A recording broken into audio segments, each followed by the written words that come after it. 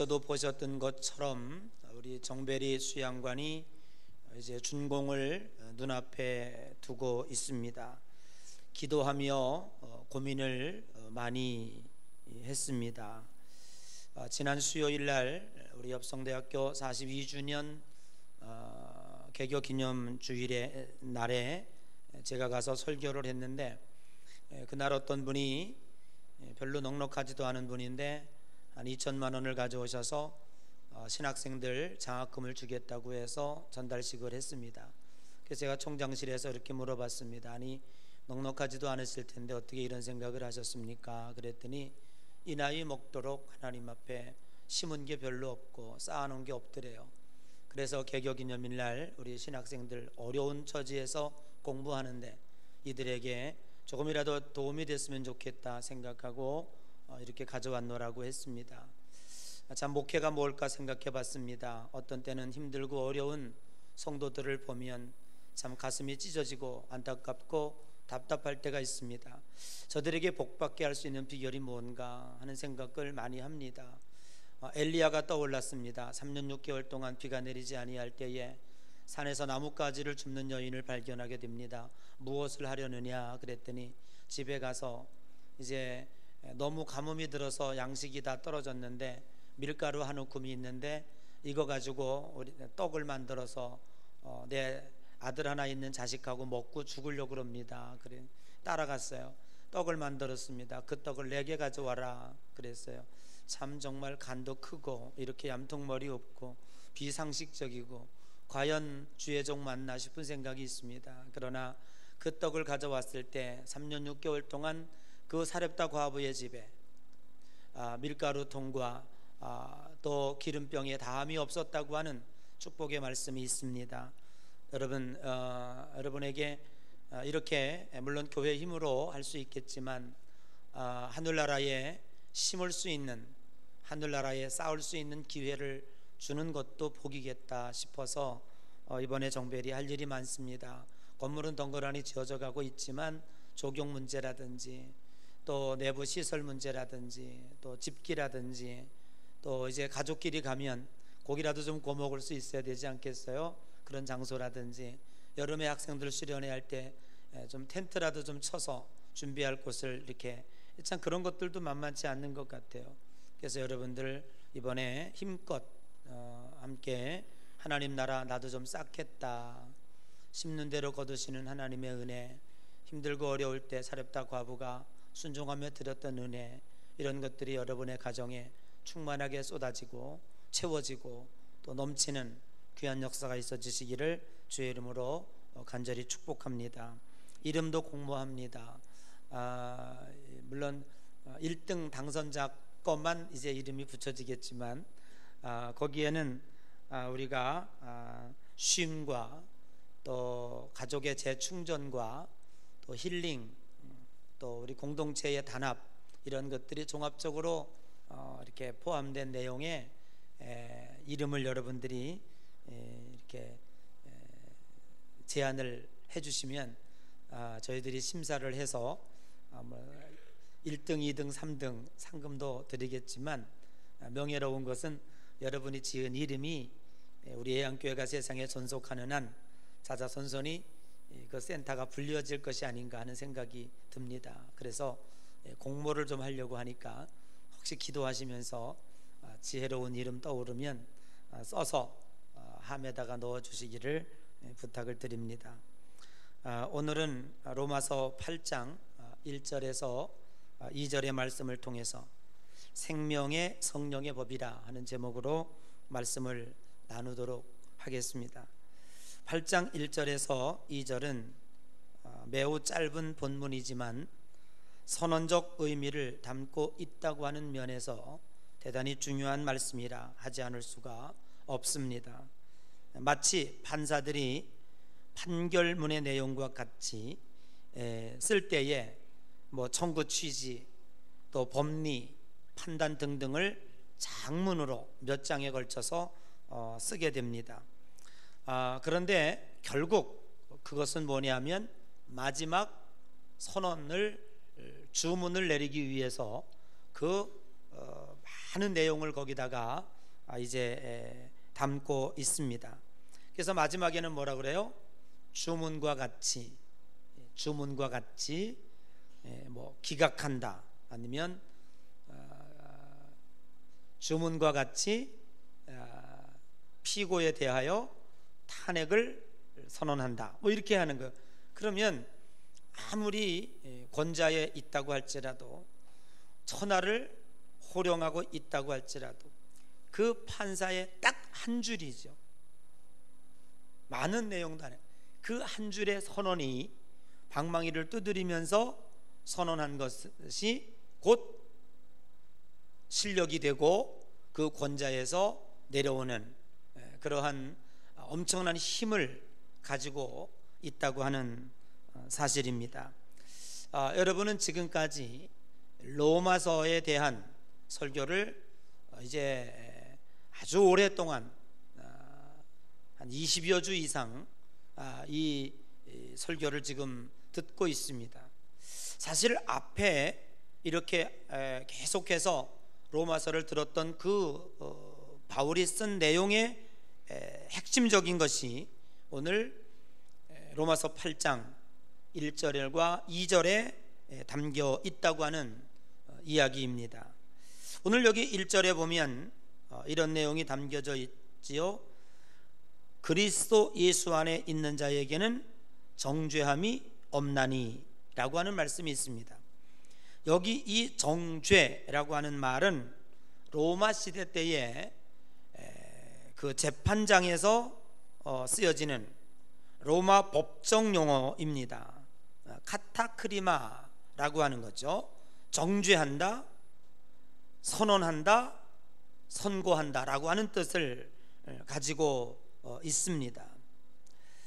결코 정죄함이 없다라는 말은 결코 너희들은 재판을 받지 않는다, 재판장에서 그 누구도 너에게 죄인이라 라고 하는 방망이를 두드리지 못하도록 내가 했다 라고 하는 뜻입니다. 사실 오늘 이 선고는 재판 용어로 재판장의 선고가 떨어지기 전에는 죄인이 아닙니다. 그러나 선고 후에는 죄인으로 확정되는 것입니다.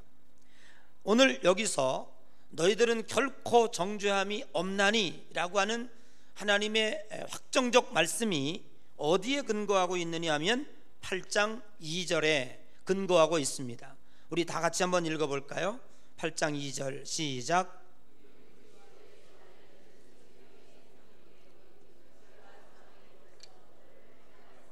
아멘.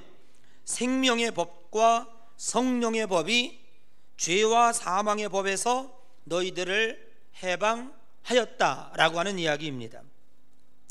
법조문이 아무리 있다고 할지라도, 율법 전서가 아무리 우리를 죄인이라고 할지라도, 그래서 너는 무기징역이라고 혹은 사형이라고 재판장에서 그 선고를 받았다고 할지라도, 오늘 대통령의 사면장 하나를 내가 가지고 있다면 그 모든 법조문은 아무 효력을 발휘할 수가 없다고 하는 이야기입니다.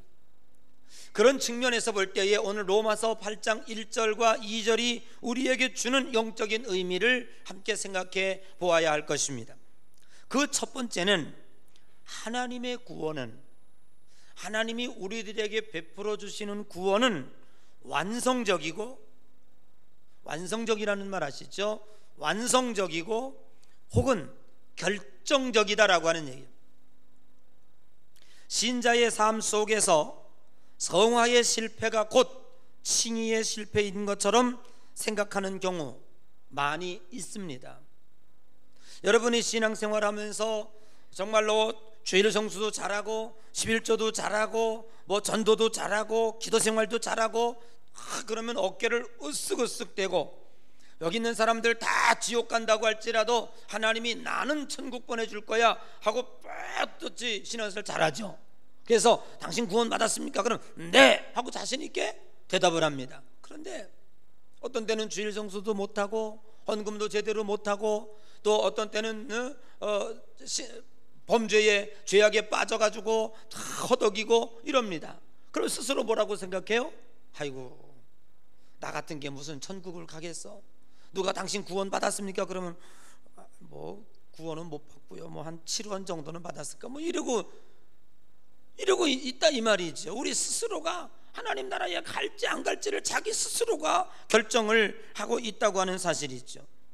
여러분, 오늘 믿음으로 의롭게 하심을 얻었은즉 우리는 운명론적으로 정죄함이 없나니 하나님께서 우리들에게 구원받은 신자의 백성으로서 영원한 신분을 보장해 주셨다고 하는 사실을 오늘 우리는 로마서 8장 1절과 2절이 분명히 선언하고 있는 것입니다. 오늘 두 번째는 법조문의 율법보다, 오늘 여기에 있는 많은 이것은 죄야, 이거는 행하면 안 돼, 이렇게 하는 많은 율법의 법적인 조문보다 예수 그리스도의 십자가의 보혈, 즉 생명의 법이 더 상위에 있다고 하는 사실입니다. 판사들은 율법 전설을 근거로 하여 수개월 동안 심사숙고하고 신문하고 증인을 세우고 여러 가지 법적 조문을 참고로 하여 최후의 엄한 선고를 내립니다. 그래서 그 사람을 감옥에 가두기도 하고, 그리고 그 어떤 때는 가택연금을 하기도 하고, 어떤 때는 무기징역으로 평생 동안 햇빛을 보지 못하게 하는 위력도 발휘하게 됩니다.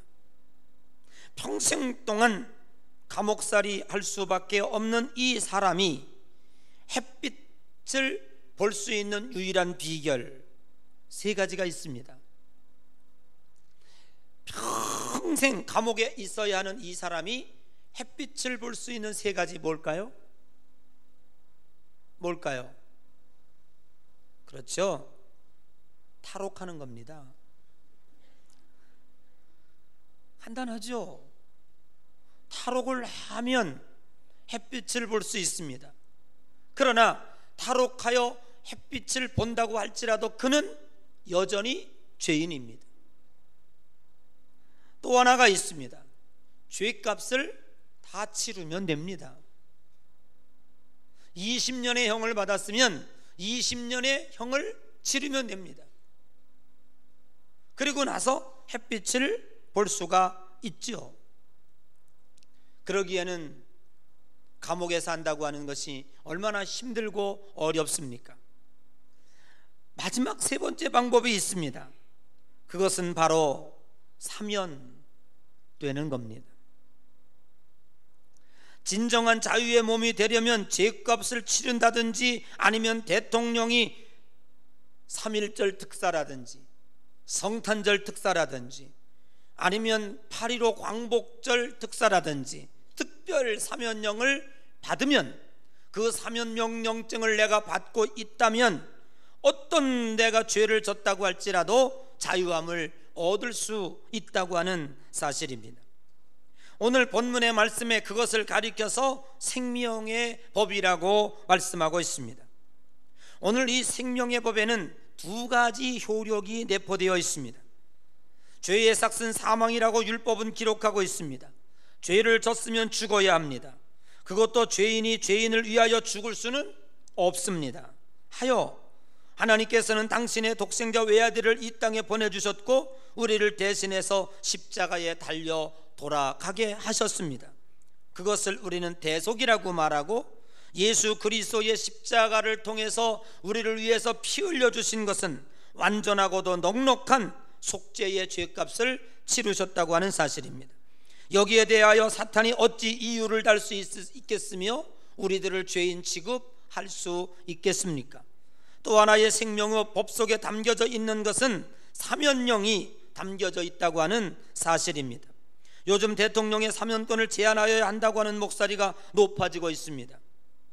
그러나 아무리 흉악한 범죄를 저질렀다고 할지라도 대통령의 사면령 특사의 명이 내려지면 그는 모든 법에서 다 정지가 되고 자유의 몸으로 그 어두운 감옥을 나올 수밖에 없다고 하는 사실입니다. 즉 문서로 된 법령보다도, 문서로 된 율법전서의 그 법의 계명보다도 대통령의 사면법이 상위에 있다고 하는 사실을 오늘 우리는 로마서 8장 1절과 2절이 우리들에게 말씀하고 있습니다. 우주 만물을 창조하신 전능하신 하나님이 선언하고 있습니다. 누구든지 예수 그리스도 안에 있으면 정죄함이 없나니 생명과 성령의 법이 너희를 해방하였음이니라. 예수 그리스도를 믿는 자들에게는 하나님의 자녀가 되는 권세를 주셨으니 이미 사망에서 생명으로 옮겨졌느니라. 이것이 하나님께서 우리들에게 확정시켜 주시는 하나님의 법입니다. 선언입니다. 오늘 이 말씀이 로마서 8장 1절과 2절에 들어있다고 하는 사실을 오늘 우리는 분명히 깨달아야 할 것입니다. 세 번째로, 오늘 본문의 말씀은 성령의 법이 우리를 보증하고 있다고 설명하고 있습니다. 하나님과 성도는 더 이상 분리될 수가 없습니다. 성령의 내주하심으로 하나님과 우리 사이를 꽁꽁 묶어 놓았습니다. 오늘 우리가 신자가 하나님의 거룩한 백성이 되는 이것을 가리켜서 비밀이라 이렇게 말합니다. 또 하나는 미스티카, 신비다 이렇게 말합니다. 이것을 긋고 설명할 것을 하나 찾는다면 창세기 3장에도 기록되어 있고 에베소서에서 기록되어 있는 것처럼 부부는 한 몸이다 라고 하는 내용을 이야기함과 같습니다. 부부가 따로 떨어져 있으나 결혼이라고 하는 제도를 통해서 한 몸을 이룬다. 이거는 신비입니다. 이것은 하나님께서 우리에게 주신 비밀입니다. 거기는 무엇으로 하나가 됩니까? 사랑이라고 하는 것으로 신비적인 합의를 이루게 됩니다. 그러면 우리들이 하나님에게 대해서 구원을 얻는 하나님의 자녀가 된다라고 하는 건 뭐냐면 하나님과 우리가 하나가 되는 의식입니다. 이거를 유니오 미스티카라고 하는 신학적인 용어로 설명하고 있는데 구태여 한국말로 번역한다면 신비적 합일입니다. 자, 쉽게 얘기하죠. 설탕 덩어리가 있습니다. 여기에 컵에 물이 있습니다. 이것은 분명 뭐라고요? 설탕이라고 부릅니다. 이건 뭐라고 부릅니까? 물이라고 부릅니다. 자, 제가 이 설탕을 여기다가 들어가진 않지만 땡그랑하고 넣었습니다. 그리고 휘졌어요. 설탕이 보이진 않아요. 그래서 여기 녹아져서 새로운 물질을 만들었습니다. 그래서 우리는 이걸 가리켜서 뭐라고 부릅니까? 설탕물이라고 부릅니다. 이제 이거는 더 이상 물로도 부르지 아니하고 설탕이라고 부르지도 않습니다. 이것은 설탕물이 된 겁니다. 그래서 주님은 이것을 뭐라고 말하면 네가 내 안에 내가 네 안에 거하면 네가 마음의 문을 열고 내가 너에게 들어가서 너는 나보다 먹고 나는 너로 더불어 살리라 라는 거예요. 주님과 우리는 하나가 되었다. 그러면 남자와 여자가 결혼이라고 하는 제도를 통해서 한 몸이다 라고 하는 선언을 하고 있는 것처럼 거긴 뭐가 작동하고 있습니까? 사랑이 작동하고 있습니다. 사랑이라고 하는 것을 통해서 남과 여가 한 몸의 신비를 이루게 됩니다. 그러면 하나님과 우리가, 인간과 하나님이 이 속에 들어가서 녹아져서 한 몸을 이룹니다. 그래서 이제는 우리가 이거 굉장히 상당히 아주 위험한 해석이기도 합니다. 이건 범신론이 아닙니다. 모든 곳에 하나님이 있다 이런 범신론이 아니라 하나님과 우리가 하나가 되는데 무엇을 작동시켰느냐 하면 그 사이에 성령을 작동시켰습니다. 그래서 성령이 우리 속에 들어와서 나와 하나가 되는 것입니다. 그러므로 바울은 뭐라고 얘기하고 있습니까? 이제는 내가 산 것이 아니요 내 속에 있는 예수 그리스도께서 산 것이니라. 아멘. 여러분이 알지 못하지만, 여러분이 확인할 수 없지만, 눈으로 볼 수 없지만 분명 여러분 속에는 성령이 내주하고 계십니다. 그래서 성경은 뭐라고 얘기합니까? 성령으로 말미암지 않고는 그 어느 누구도 하나님을 아버지라 부를 수 없느니라. 내가 하나님을 아버지라고 부를 수 있었다는 그 원인과 근거를 뭐로 제시하냐면 내 속에 성령이 작동하고 있었다는 얘기예요. 내 속에 하나님의 영이 작동하고 있기 때문에 하나님을 아버지라 불렀다 그 말이죠. 그래서 우리는 뭐라고? 네가 나를 택한 것이 아니요 내가 너를 지명하여 불렀나니 너는 내 것이라. 네가 나를 믿기 전에 내가 먼저 네 속에 들어갔다 그런 얘기예요. 할렐루야. 이것을 가리켜서 뭐라고요? 선제 은총이라 그래요. 오늘 신학 공부 많이 합니다. 좀 머리가 뽀개지시겠어요? 선제 은총이라 이렇게 얘기합니다. 하나님의 은혜가 먼저 내게 임한 것이에요. 그래서 하나님의 은혜가 임하면 여러분들이 안 믿는 남편 교회 가자고 졸르기보다 기도해야 돼요. 하나님의 영이, 하나님의 선제 은총이 주여 먼저 내 남편에게 임하게 하여 주옵소서. 그래서 내 남편의 마음속에서도 하나님을 믿을 수 있는 마음이 생겨나게 하시고 하나님을 아버지라 부를 수 있는 영이 생겨나게 하시고, 그게 성령이 오시는 거예요. 그래서 성령이 내 마음속에 오신 거예요. 여러분 감사하셔야 돼요. 하나님이 지명하여 불러서 택해서 하나님을 내가 내 힘과 내가 무슨 능력으로 말이죠. 저도요, 제가 가만히 생각해보면 저한테 큰 기적이 하나 있습니다. 그 기적이 뭐냐면 내가 하나님을 믿는 거예요. 거기다 큰 기적이 뭔지 아세요? 한 번밖에 살지 않는 인생을 일평생을 바쳐 목사의 길을 걸어간다. 난 이거 기적이라고 생각해요. 내가 나를 봐도. 여러분 안 그래요? 안 그렇구나. 할 게 없어서 이거 하는구나 내가. 그렇지 절대 아닌 것 같아요. 저는 그렇게 생각해요. 하나 교만한 생각인지 모르지만, 여러분 저를 어떻게 생각할지 모르지만 저는 절대로 그렇지 않습니다. 정말 그렇지 않아요. 이것저것 할 거 없어서 목사한다라고 생각하지 않아요. 이 길이 생명의 길이고 이 길이 가장 소중한 길이기 때문에 난 이 길을 걸어가는 거예요. 그래서 나는 내 아들에게도 정확하게 얘기했어요. 이 세상에 가장 한 번밖에 없는 인생을 바쳐서 걸어갈 길이 있다면 난 너가 목사 됐으면 좋겠다. 난 그래 한 거예요. 아니 네가 받아들이고 안 받아들이는 네 알아서 해. 다만 나는 그 말을 할 수밖에 없다. 나는 그렇게 얘기해요. 이게 왜 기적이냐 하면은요, 저 보세요. 제가 뭐 교만해서 얘기하는 게 아니라 저는요 단점이 하나 있다면 의심이 참 많아요. 태생적으로 의심이 많은 게 아니라 조심성이 있어요. 진짜로. 제가 늘 제가 부흥회 때도 여러분들에게 가끔 간증했지만 내가 어렸을 때 지금도 생생히 기억해요. 우리 집 앞에 돌다리가 있었어요. 우리 개천이 우리 집으로 이렇게 지금 이사 온 데는 언덕이라 없는데 그게 1972년도에 집이 여주에 그 큰 홍수가 나가지고 우리 집이 무너졌어요. 그때 다 개천 옆이라. 거기 이렇게 있었는데 그 돌로 만든 다리가 있었어요. 제가 거기를 못 건너갔어요. 그 어린 마음에 주저주저했어요. 그 발로 쿵쿵 굴렀어요. 그때는 우리 아버지가 옆에 있다가 야 이놈아 너 그거 구르다가 돌 깨지겠다. 빨리 건너와라. 그 얘기 뭐예요? 괜찮아. 안 무너져. 건너와. 나는 왜 이렇게 어린 마음에 그게 깨질 것 같지? 내가 가면? 여러분 하나도 안 이상하네요. 안 이상해요? 그만큼 의심이 많아요. 그만큼 조심성이 있어요. 무엇을 하나 하더라도 먼저 안 될 걸 생각해요. 저는 인생에 있어서 실패라는 것을 절대로 생각할 수가 없어요. 여러분 어떻게 생각하세요? 이거 뭐 실패하면 뭐 또 한번 일어나면, 저는 내 인생에서 용납이 되질 않아. 저는 과학적 접근이 아니면, 계산적 접근이 아니면 어떤 것도 저는 용납이 되질 않아. 저는 그래서 무모한 것을 믿음이라 하지 않아. 눈에 보이는 만큼 가는 게 믿음이라고 생각해요. 내 눈에 보이지 않는 것을 저질러 놓고 하나님 책임져 달라고 말이죠. 요즘에 교회를 짓는 것도 그래요. 교회는 50명인데 50억 100억을 빚을 져요. 이거 믿음입니까? 아니죠. 하나님 앞에 부담 드리는 거예요. 50명 모이면 300명 정도 앉을 자리 지면 딱 맞는 거예요. 200명. 그래서 내가 요렇게밖에 못 져. 지금도 믿음 작은 게 한탄하고 있어 내가 지금. 그러니까 그릇이 요렇게밖에 안 되는 거예요. 요렇게밖에. 내가 좀 더 좀 크게 입을 벌릴 걸 내가 왜 그랬나. 근데 이게 제 믿음이에요. 내가 가만히 보니까. 그런데 이런 내가 어떻게 이걸 믿어줘요? 이게 누가 나한테 강요했나?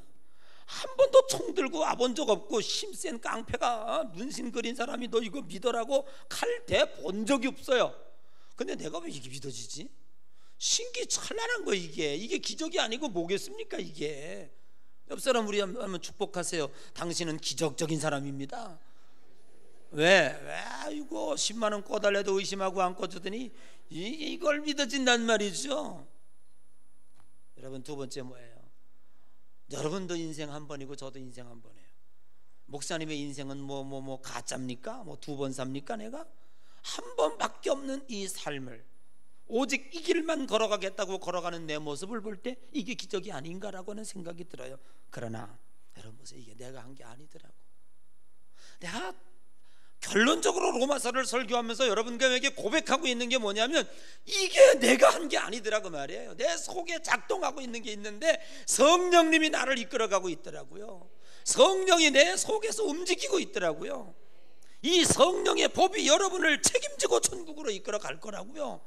그래서 우리는 성령의 작동으로 말미암아 하나님과 내가 하나로 연결되었다. 이걸 오늘 그게 무슨 성령의 법이라고 여기서 말씀하고 있는 것입니다. 그러므로 이제는 내가 책임지는 삶이 아니라 성령이 책임지는 삶을 살아가고 있습니다. 불신자 속에는 사탄의 영이 지배하고 있지만 신자 속에는 하나님의 영, 성령의 영, 선한 영이 지배하고 있는 줄로 믿습니다. 그러므로 신자의 최종성과 구원의 안정성은 나로 인해서 이루어지는 것이 아니라 성령의 법이 여러분을 보장하고 있습니다. 그러므로 로마서 5장 3절 이하에 보면 다만 이뿐만 아니라 환난 중에도 즐거워하나니 환난은 인내를, 인내는 연단을, 연단은 소망을 이루는 줄 알미라. 무슨 우리가 미쳤다고 바보 천치라고 환난 중에도 헤헤덕거리고 웃고 있습니까?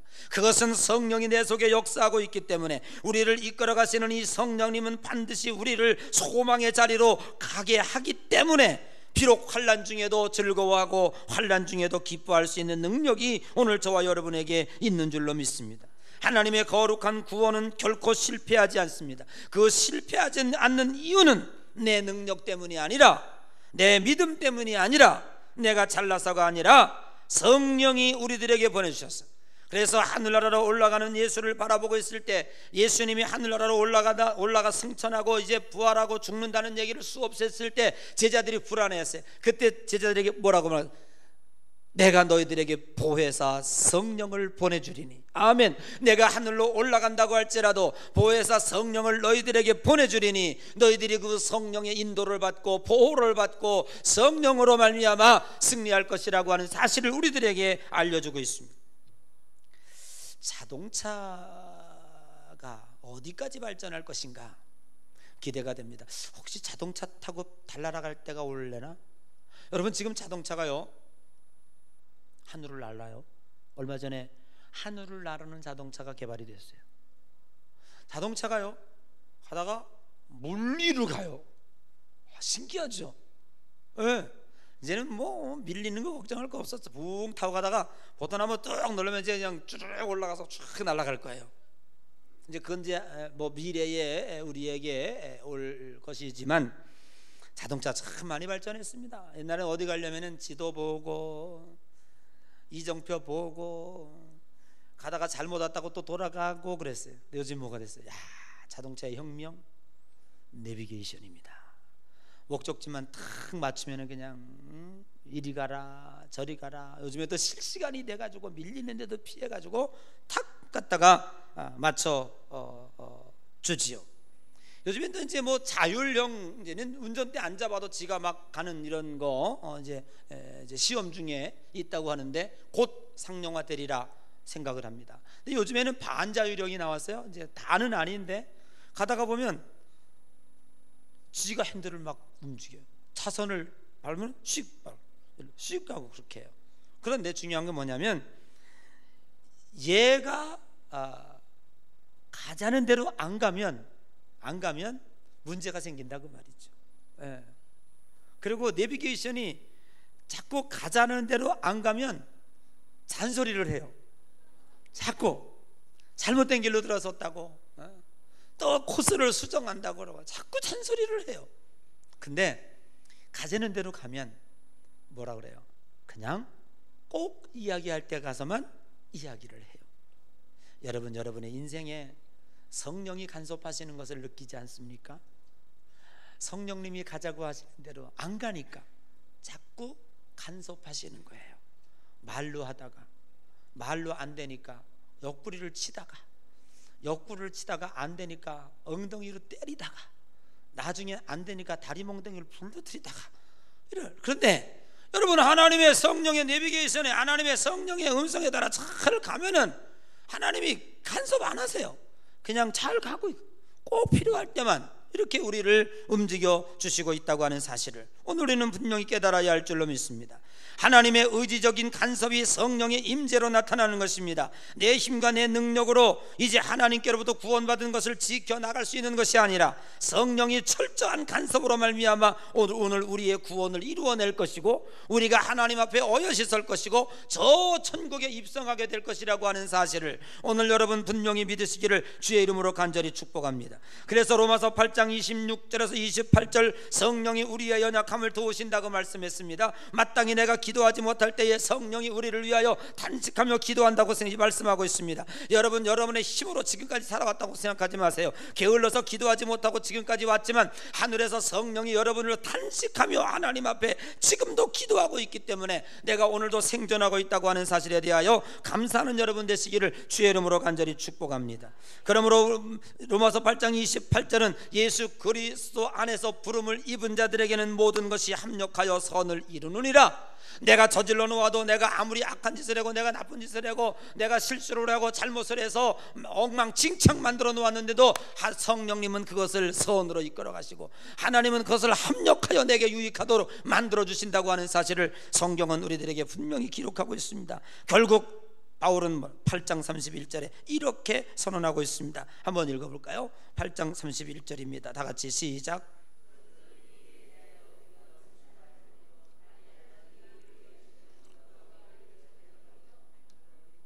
아멘.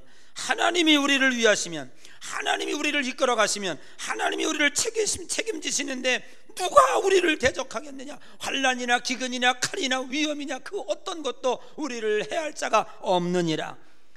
사랑하는 여러분, 사탄은 시시탐탐 우리를 하나님의 품에서 띄워놓으려고 우리를 유혹하고 있습니다. 그러나 성령은 결코 우리를 놓아주지 않습니다.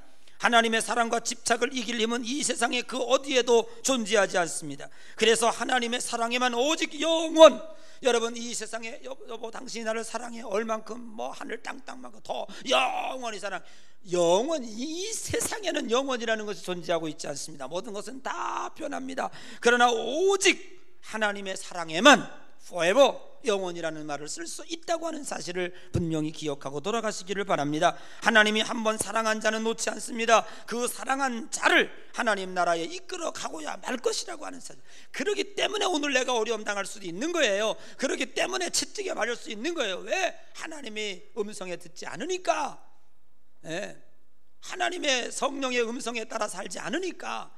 여러분 세미한 음성을, 여러분들이 하나님의 음성을 들으십시 바랍니다. 하나님은 결코 여러분들이 불행해지기를 원치 않습니다. 하나님은 결코 여러분이 실패하기를 원치 않습니다. 자식을 낳아놓고 내 자식이 불행해지기를 원하는 부모가 세상에 어디 있겠습니까? 오직 부모의 유일한 꿈이 있다면, 전 재산을 팔아서라도 내 자식이 행복해질 수 있다면 부모는 그 길을 선택하는 거예요. 하나님께서 여러분을 위해 돌아가셨습니다. 십자가에 자기 자식을 못 박은 그 아버지가, 그 하나님이 더 이상 못해줄 게 무엇이 있냐고 우리들에게 말씀하고 있습니다. 사랑하는 여러분, 하나님은 우리를 위하고 계십니다. 하나님은 지금 우리가 행복해지기를 원하고 있습니다.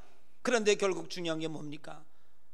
우리가 하나님 말씀에 귀를 기울이지 않고 내 생각과 내 뜻대로 사니까 내가 저질러 놓은 거예요. 성경에 보니까 하나님은 누구를 시험하지도 않고 본인 스스로가 시험 당하지도 않는다고 했어요. 여러분들이 조금만 어려움 당하면 하나님 나를 이렇게 하십니까? 내가 하나님을 어떻게 믿었는데 왜 이렇게 나에게 어려움을 주셨습니까? 아니죠. 하나님이 주신 것이 아니라 내 스스로가 자초한 것이에요. 생각해 보면. 그런데 하나님 이런 건, 하나님 우리에게 테스트는 하시죠. 내가 얼마나 줄까? 저울 때에 달아보는 거죠. 메네메네 되길 우바르시니죠. 내가 너를 저울 때에 달아봤더니라고 하는 말입니다. 하나님은 내게 얼마나 복을 줄까? 복을 주려면 네 그릇이 얼마나 되는지, 종집굽 정도 되는지, 탱크로리처럼 되는지, 아니 여러분 보세요. 다마스 끌고 와가지고 25톤 트럭만큼 쏟아부어 주세요. 그러면 다마스 짭으로도 죽으라고? 그러니까 그건 안 되는 거죠. 그럼 어떻게 돼요? 차를 바꿔 와야지. 20원도 트럭을 몰고 와서 주여 20원도 트럭에 축복을 달라고 그래야 거기다 넘복 주시지요. 결국 중요한 건 내 믿음을 키우지 않고 내 믿음을 하나님 앞에 무언가 조금만 주면 이걸 가지고 자꾸 죄질 생각이나 하고 잘못된 일 할 생각이나 하니까 하나님이 안 주시는 거예요. 어린아이가 초등학생이 와가지고 아버지 나 250cc 오토바이 사줘. 그건 부모가 미친 짓이죠. 엄마 나 저기 저 매일 용돈 주는 거 귀찮지? 나 1억만 내 통장에 넣어줘. 내가 알아서 쓸게. 걔들은 넣어주면 나쁜 짓 할 생각만 있단 말이에요. 거기다 대놓고 걔가 그걸 관리할 능력이 있습니까? 부모가 안 해주는 거예요. 여러분 하나님이 우리를 생각해 보십시오. 오늘 우리들의 믿음이 얼마나 믿음직스러우면 하나님이 안 해주겠습니까? 오늘 우리는 깊이 생각해야 돼요. 여러분 성령의 인도함을 받는 여러분 되시기를 주의 이름으로 간절히 축복합니다. 영적인 귀를 열어놓고 하나님의 주신 음성을 세미하게 들어가면서 우리가 하나님 앞에 간섭받는 것에 대해서 귀찮게 생각하지 마시고 하나님의 간섭을 즐기 여기면서 주님의 길을 따라가면 분명히 우리는 승리하게 될 줄로 믿습니다. 반드시 저 천국에 입성하고야 말 것이라고 하는 이 사실에 대하여 조금 더 의심하지 마십시오. 내가 하나님을 일부러 떠나지 않는 한 하나님은 결코 나를 버리지 않는다는 사실을 확신하고 돌아가시기 바랍니다. 그래서 여러분이 기쁨이 충만하세요.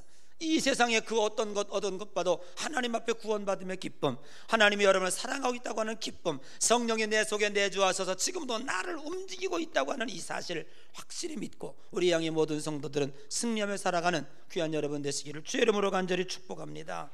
우리 다 같이 일어나서 찬송 한 장 부르시죠.